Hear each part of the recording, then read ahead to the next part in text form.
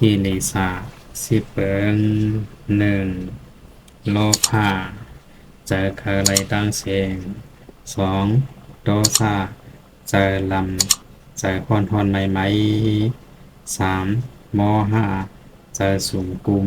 งุมตันสี่หมาหน้าเจอเพียนสูงเจออากาคาเกห้าทิฏฐิ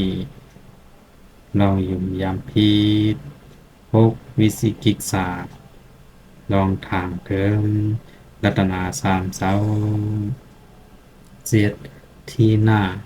ลองใส่ลึกเทิงแปดอุทสสะ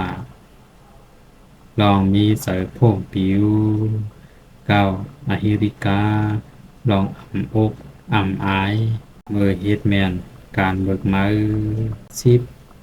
อนัตตปาลองอ่ำตื่นผ่านอ่ำโกเฮพองเฮ็ดแมนการหมึกหมาเป็นเสื้อนายาวปึงอิงเอามาตี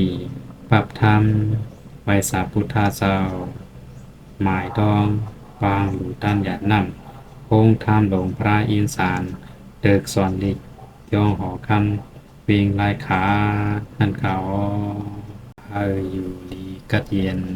ยานพีเข็นตั้งเสียงสีกันยินทรงใหญ่นำค้า